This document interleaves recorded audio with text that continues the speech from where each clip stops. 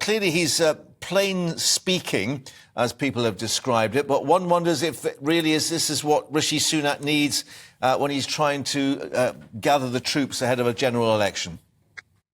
I think, exactly. I mean, I think it'll certainly help a few of the voters. I think it will raise some support amongst the grassroots of the Tory party. But it's essentially what he's proposing is an unconscionable leap backwards in terms of in terms of human rights. But it's also shows that there's divisions because Rishi Sunak has already stamped it down and said it's not part of current Conservative Party policy. And of course, the studies around the world. I mean, we only need to take the example of America, for instance, in states that have the death penalty for crimes such as murder, the crime rates are roughly the same. So it's also proven that it's not a deterrent. So it's a very strange time to bring something up. And I think when the Tory party should be getting together and showing a united front, to have divisions over such very, very important points is a concern.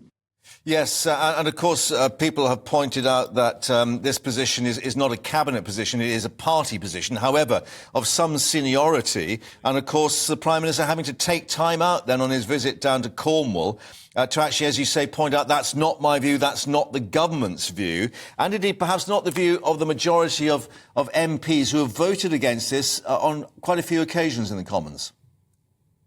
Well, absolutely. And I think, if that's his view on certain areas, for instance, the death penalty, what are his views on other areas of human rights? And obviously, whilst it might not be a government position, it's a very influential position in the Conservative Party, which obviously is very, very important. And I think it's very concerning if that's the way that the Conservative Party, the leadership is starting to move to.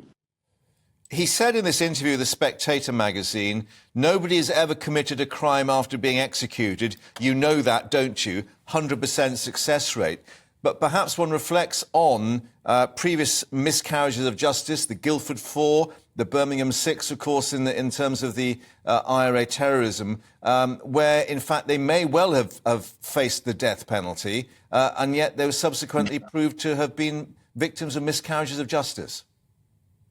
Well, absolutely. And that's one of the main arguments against the death penalty. And it's, you said earlier on that he's plain speaking. I mean, I would say grossly uneducated in that area, because as you've just said, many people in terms of the death penalty, both when we had it in England and elsewhere around the world, have suffered the worst miscarriage of justice and had their lives taken off them by a government wrongly.